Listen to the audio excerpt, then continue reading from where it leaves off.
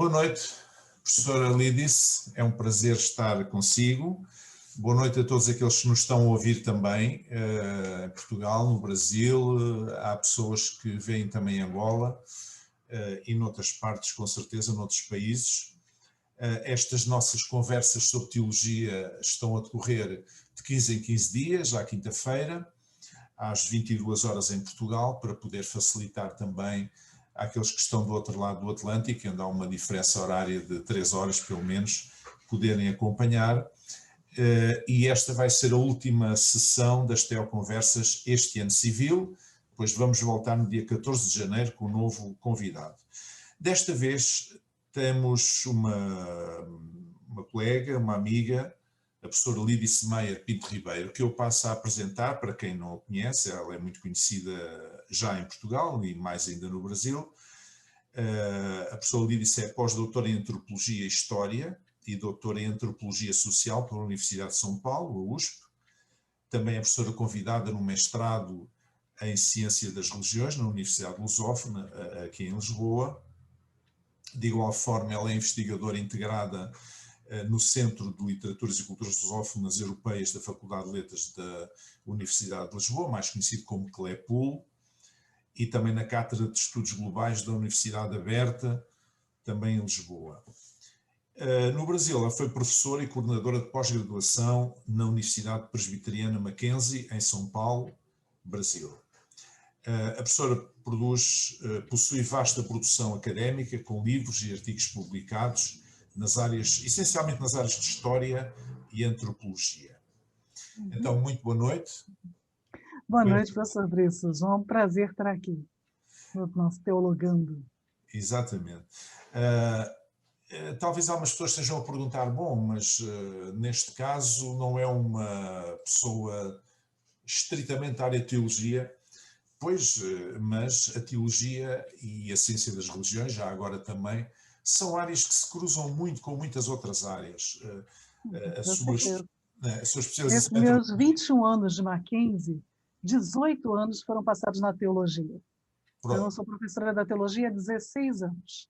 2 anos no Centro de Pós-Graduação Andrew Jumper, que é uma pós-graduação em teologia, e depois, então, 16 anos na graduação em teologia e depois também na pós-graduação e mestrado em Ciências da Religião.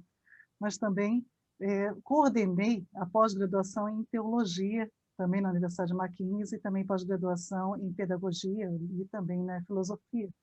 Então, apesar de não ser formada em Teologia, professor Briços, eu fiz o curso de Teologia, não completei o curso por opção própria, porque realmente não quis fazer a defesa de tese, e por isso eu não coloco teologia no meu currículo, mas realmente tenho todo o curso de teologia assim, e trabalhei durante 16 anos desses 21 anos diretamente no curso de teologia.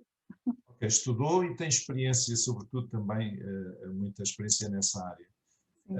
Mas como eu ia dizer, independentemente disso, há muitas disciplinas que se cruzam, não é, com a teologia. O caso da arqueologia, portanto, é um caso, ou a sua área mais de antropologia, não é? E antropologia social, história, tudo isto tem ligações com a teologia. Já começar por lhe perguntar, a propósito desta nova revista de teologia, a Ad Eternum, que está para sair. Estava a dizer à professora, antes de entrarmos no ar, que ela já está, a versão eletrónica está acabadíssima, pronta a disponibilizar. Falta-nos apenas o ISSN, o número que a Biblioteca Nacional nos há de atribuir, que está um pouco demorado, mas logo que isso aconteça nós vamos pôr no ar, espero que nos próximos muito poucos dias. E já agora aproveito também para dizer que 2 a 8 dias, a esta mesma hora, teremos digamos, uma sessão de lançamento da revista com um grande teólogo de Galiza, o Andrés Torres Queiruga, o professor Andrés Torres Queiruga, que vai estar comigo, e do professor Paulo Mendes Pinto também, para falarmos então sobre esta revista.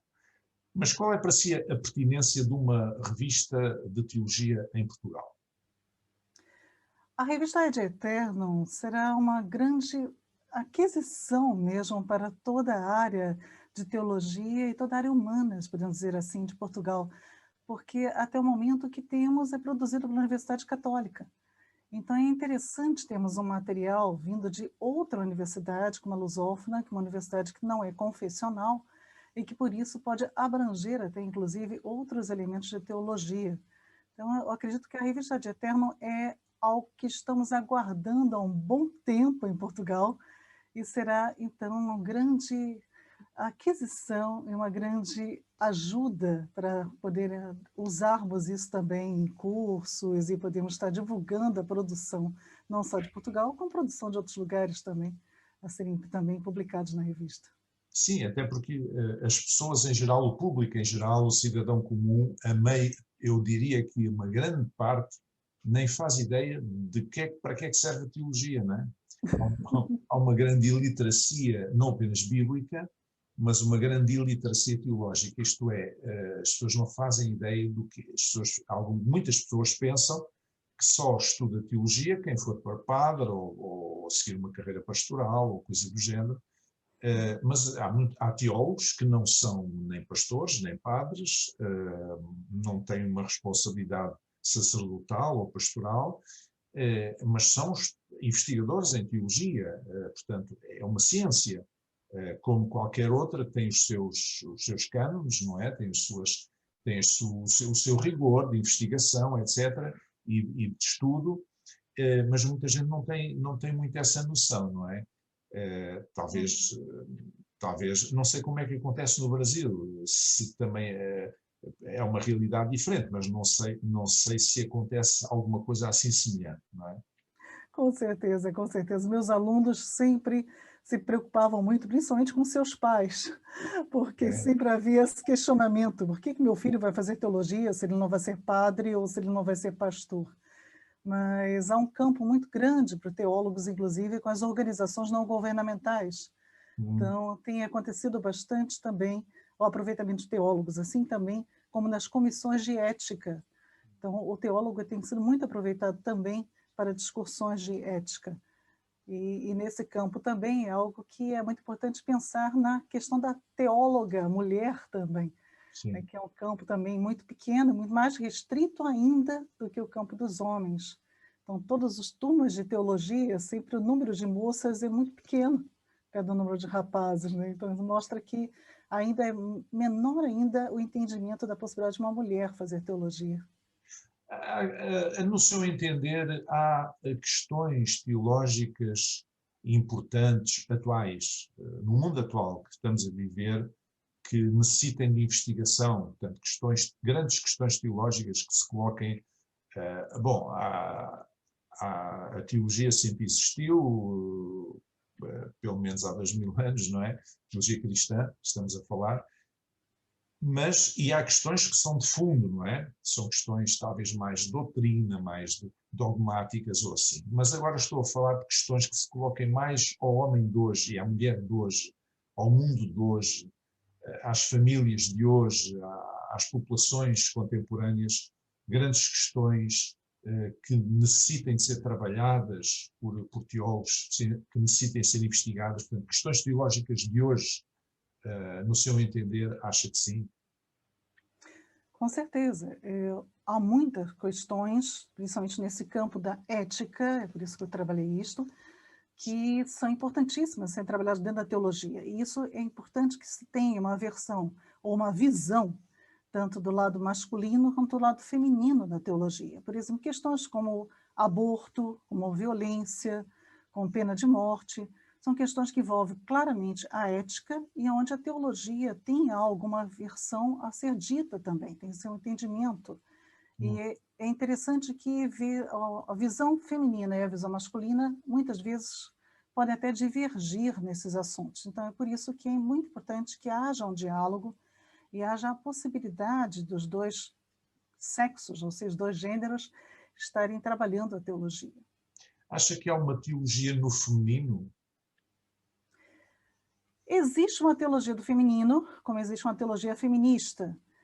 Não necessariamente eu vou estar abordando uma das duas ou ou apoiando, ou sendo contrário a uma das duas, mas existe sim, atualmente, uma visão da possibilidade de se enxergar a teologia através do gênero, através do feminino. Então, existe sim essa possibilidade da teologia no feminino, como existe a teologia feminista, ou hoje muitas teologias feministas, na verdade. Existe até um dicionário de teologia feminista, de tantas variedades já da teologia no feminino, podemos chamar assim.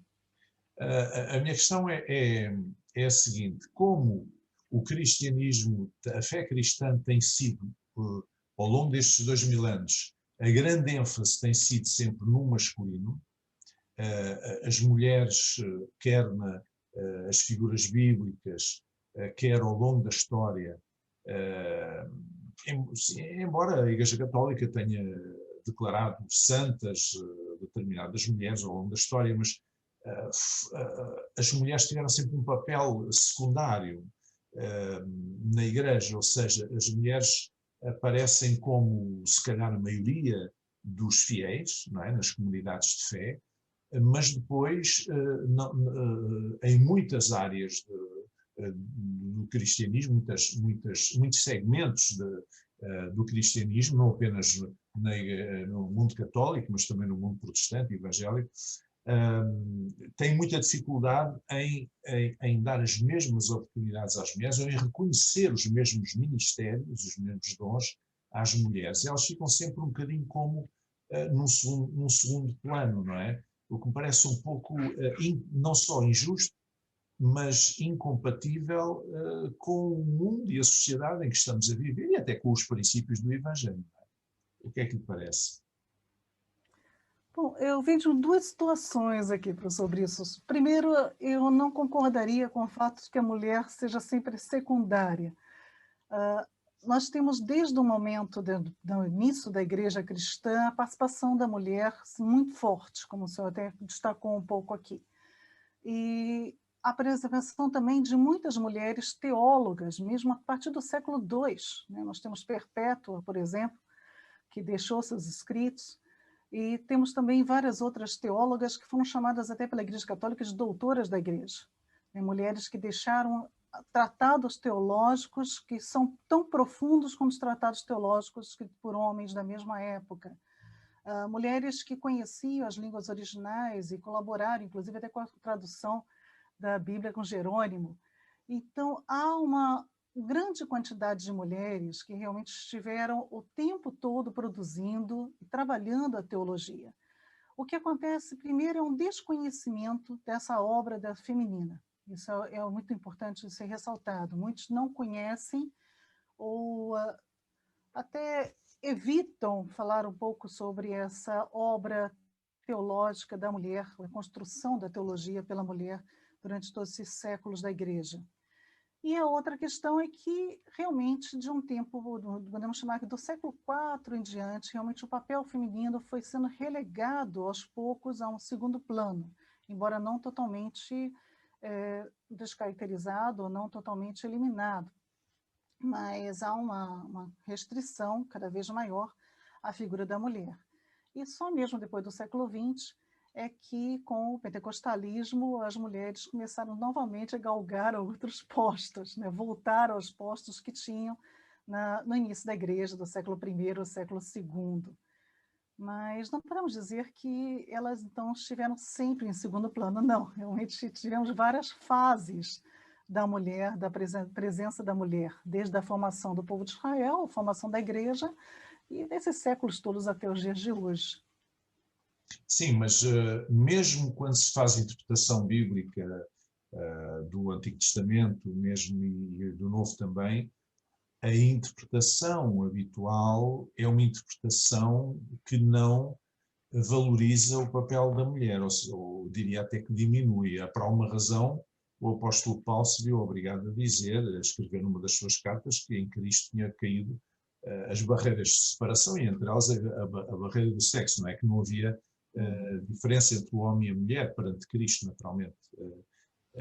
Mas não é, mas a interpretação, e a sensação que eu tenho é que a interpretação que se faz do que aconteceu mesmo ao longo da história e mesmo no Antigo Testamento é uma interpretação que não valoriza muito o papel da mulher, não é? Não, Exato. sabemos Aí que eu concordo perfeitamente. Não é que a Bíblia não valorize, né? sim, Nem o próprio apóstolo Paulo valoriza bastante a mulher, sim. mas a interpretação, a leitura que foi feita da Bíblia é uma leitura realmente enganosa, uma leitura que ela não, ou melhor, até ela oculta essa presença da mulher muitas vezes. É até muito interessante que eu acabei de dar agora há pouco tempo um curso sobre as mulheres no Antigo Testamento, e foi muito interessante a repercussão dos alunos, né? Tinha muitos pastores fazendo curso, como também tinha judeus fazendo curso, e muitas mulheres, claro, né? Que seria o público principal feminino. E fiquei impressionada como as pessoas realmente não percebem, ao ler a Bíblia, é como se a nossa leitura estivesse já tão pré-concebida, pré-determinada, que a presença da mulher está lá, mas ela é como se lêssemos através daquela presença da mulher. E com isso as pessoas não percebem o papel preponderante, o papel muitas vezes privilegiado das mulheres, principalmente no Antigo Testamento. Então vemos que a mulher ela tem sim um papel importantíssimo. A mulher ela é protagonista em muitas das situações, se não dizer em quase todas as situações.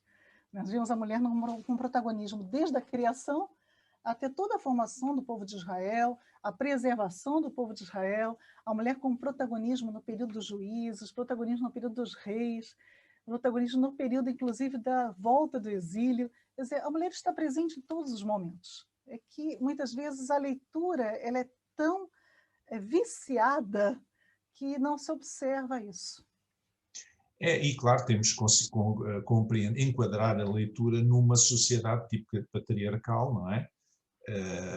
E uma das provas, digamos assim, um dos indícios mais interessantes que eu encontro, tanto no Antigo como no Novo Testamento, está no início de alguns evangelhos, onde tem genealogias, é que diz que fulano gerou a Beltrano e a Cicrano, quer dizer, a mulher é que dá à luz, mas os nomes que aparecem são os nomes dos homens, a sucessão era no masculino, não é?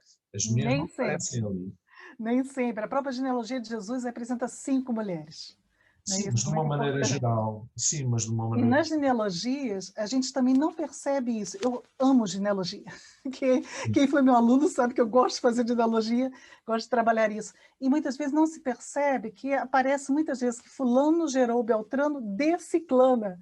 E muitas vezes diz que essa mulher que aparece na genealogia, às vezes é ela a essencial, porque vai dizer que ela é filha de alguém.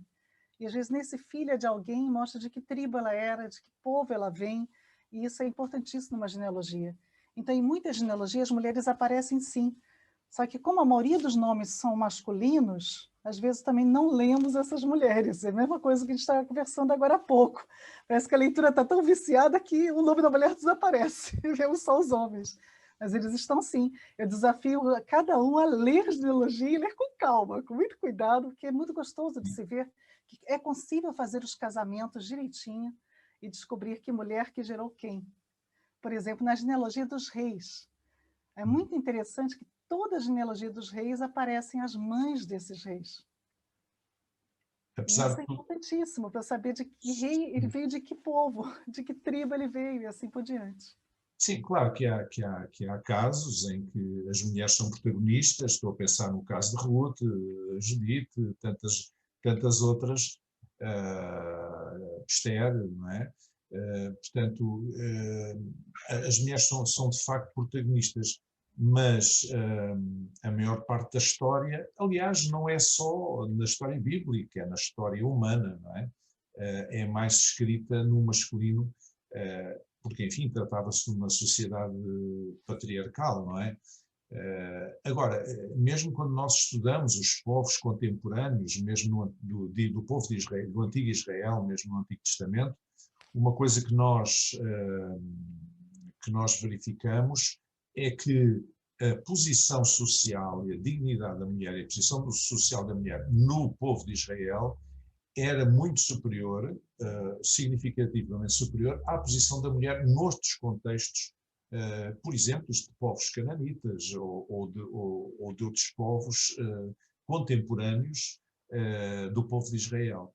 o que também mostra que havia algum cuidado, digamos assim, algum sentido de justiça dentro do enquadramento, não é? Nós temos que ler a Bíblia dentro do enquadramento da época, compreender, havia escravatura, havia um sistema patriarcal, e portanto temos que compreender no meio disso.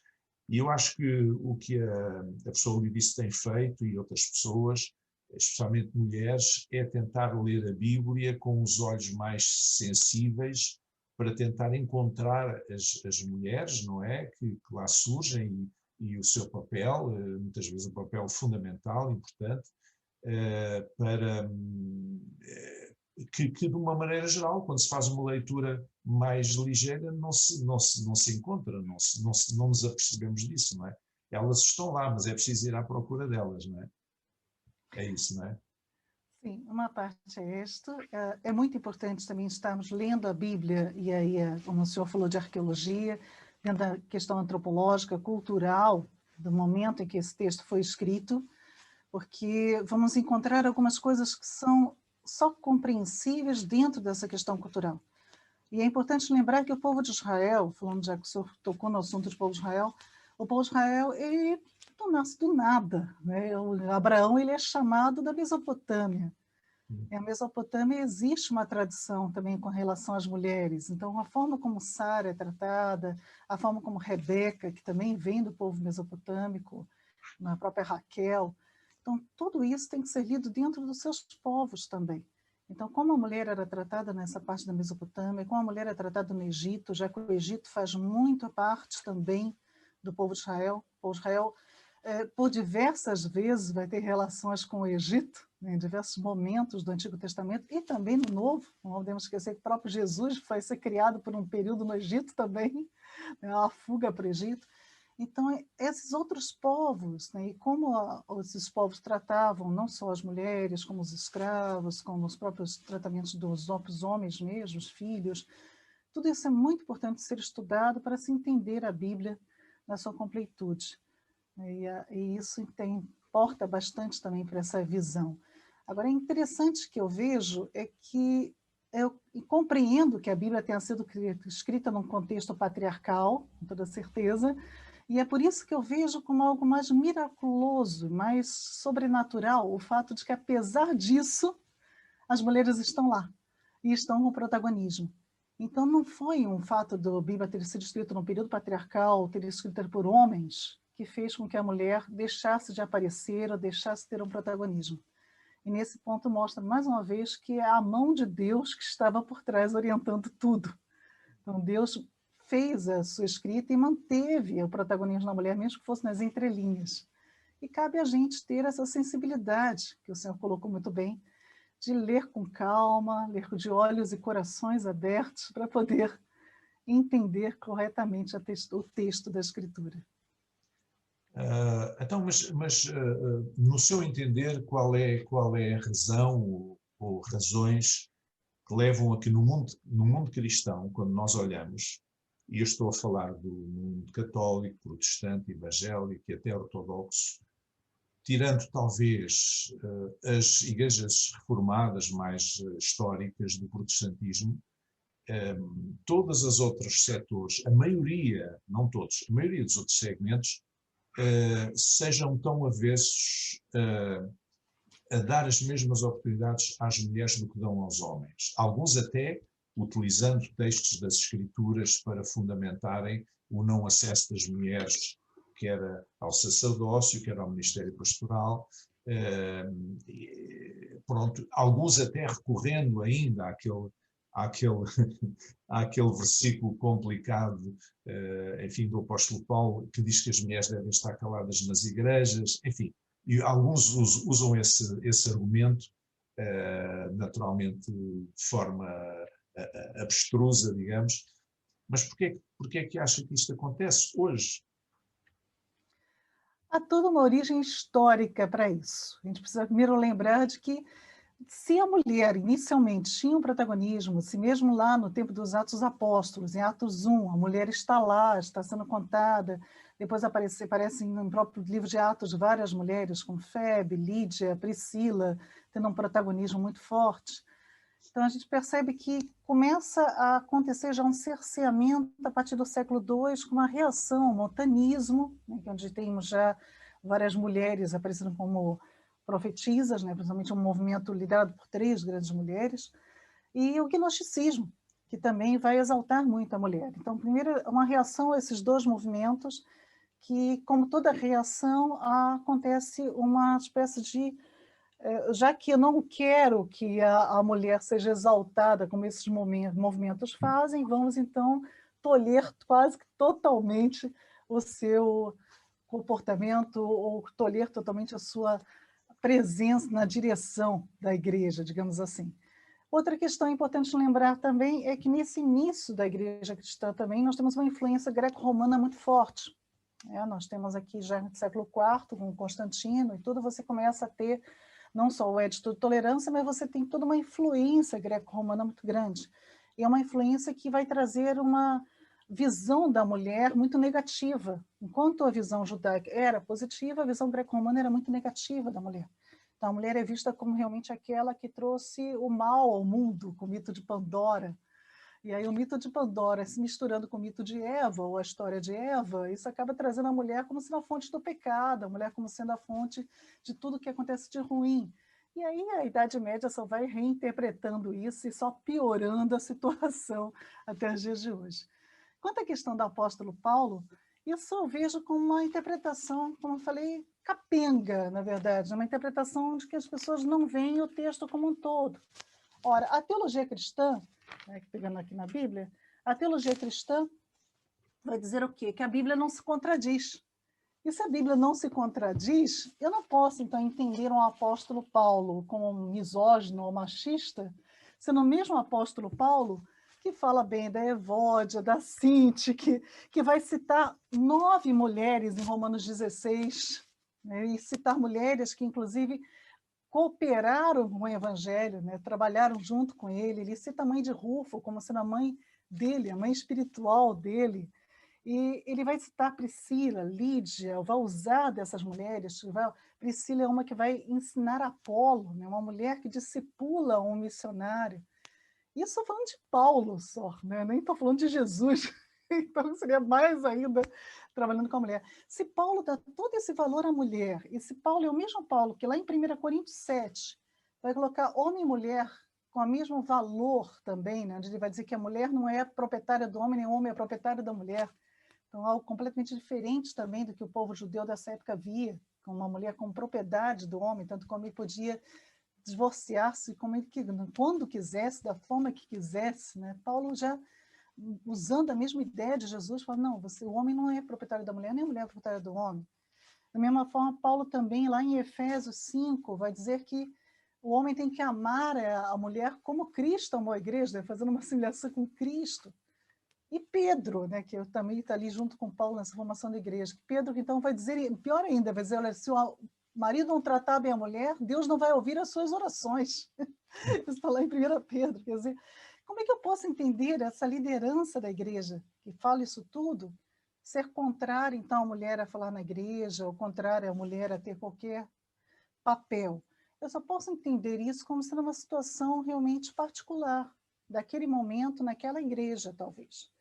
Não era uma situação de Paulo, até porque Paulo foi discípulo de Gamaliel, e Gamaliel é um dos poucos rabinos daquele momento, daquela época, que valorizava a mulher. Gamaliel deixou vários escritos dizendo da inteligência da mulher, coisa que naquela época, também do século I, já por uma influência greco-romana, a mulher era considerada como uma inteligência inferior.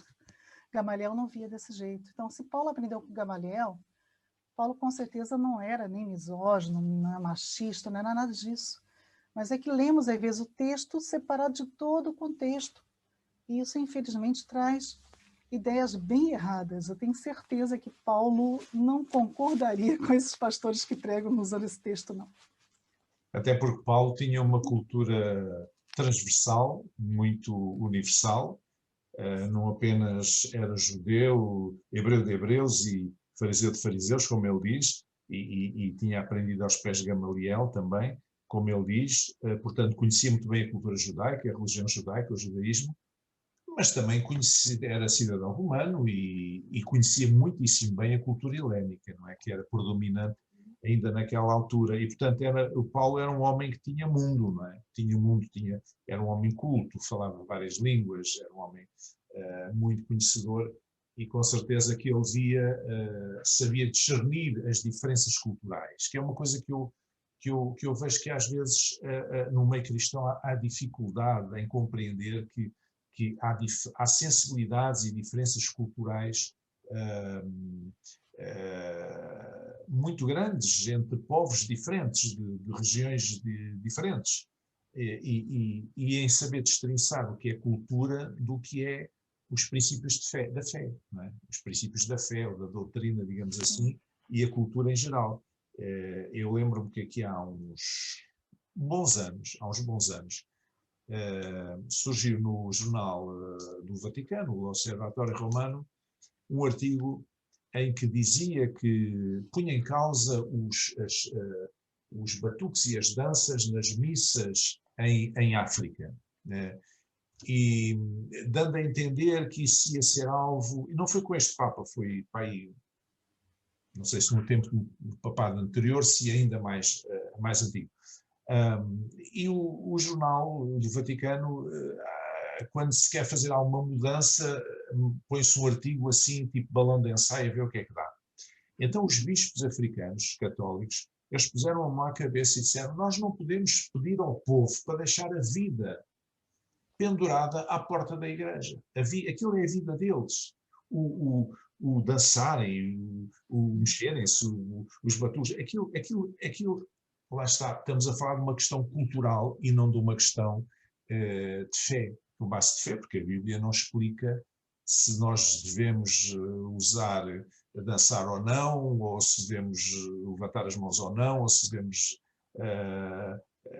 usar instrumentos ou não, e que tipos de instrumentos. É omissa em relação a isso. E para mim é porque é uma eloquente, digamos, demonstração de respeito pelas culturas. Nós lemos o livro de Atos dos Apóstolos e encontramos elementos litúrgicos, mas não encontramos uma liturgia acabada, rígida, fechada, que seja imposta à Igreja. Não, encontramos elementos litúrgicos. E se calhar no Brasil fazem mais de uma maneira, em África de outra, na Suécia de outra, na Ásia de outra maneira, porque não confundem cultura com as bases de fé, não é? E muitas vezes é também isso que acontece a partir destas interpretações, às vezes assim um bocadinho abusivas, que se fazem de um versículo descontextualizado das Escrituras, do contexto geral das Escrituras. Mas houve um tempo até em que se punha em questão, creio que na Idade Média, alguém perguntava se a mulher tinha alma, não é? Chegou-se a esse ponto. Depois, mais tarde, disse-se o mesmo dos negros, não é? Se a mulher tinha alma. Portanto, isso demonstra bem que as questões culturais, muitas vezes são um obstáculo para o entendimento do que é a fé, não é? A verdadeira fé. Porque, no fundo, as pessoas não conhecem a Bíblia, em geral, ou conhecem muito pouco, ou fazem uma leitura muito parasitada da Bíblia, muito condicionada, ou de facto não conhecem mesmo de todo, mesmo pessoas ditas cristãs, ou católicas, ou mesmo evangélicas. Muitas vezes não conhecem mesmo o que é que a Bíblia diz, e portanto depois fazem interpretações baseadas na sua tradição ou numa certa cultura, e misturam cultura com usos e costumes, e cultura com Bíblia, com bases de fé, e dá uma grande caldeirada, não é? Eu queria pedir para nós terminarmos, o tempo já está praticamente a chegar ao fim. A professora Lídia escreve um artigo neste número de arranque da revista sobre as mulheres. Não sei se quer deixar assim um cheirinho sobre esse artigo, só para suscitar a curiosidade de quem nos está a ouvir. Faça favor. Pois não. Bom, na revista Ad Eternum, né, já uma coisa interessante que nós temos são 10 textos que vocês vão ter acesso quando a revista estiver online, para vocês todos poderem ver. E deste primeiro volume eu tenho a honra de ser a única mulher presente na revista. Mas vai E haver por isso mais, também, vai haver mais no futuro. e por isso também nosso primeiro texto vai ser sobre as mulheres na Bíblia, né? Então essa questão do protagonismo da mulher, eu trato sobre as mulheres do Antigo Testamento e do Novo Testamento, uma visão um pouco rápida, porque a Bíblia é grande demais para ser tratada em um pequeno artigo, Sim. mas já dá uma visão ampla de como muitas vezes lemos a Bíblia sem perceber claramente como a mulher está lá presente e como ela foi importantíssima em toda a formação do povo de Israel e toda a formação da igreja cristã. Então, quando estiverem com o texto da Bíblia, no caso a revista nas mãos, eu convido vocês a lerem esse texto, que eu acho que ele vai ser bem interessante para conhecimento e para estudo de cada um. Ok, muito obrigado. Obrigado, professora Lidice, por este cerca de 40 minutos que nós tivemos aqui a falar sobre estes assuntos que são sempre interessantes, desta vez com uma ênfase maior na questão da importância do papel da mulher e da mulher como teóloga e das mulheres na Bíblia e na história do cristianismo, etc. Como agora vamos entrar no período natalício e fim de ano, tudo isso, nós vamos suspender a próxima sessão das Teoconversas, terá lugar apenas no dia 14 de janeiro, com um outro convidado.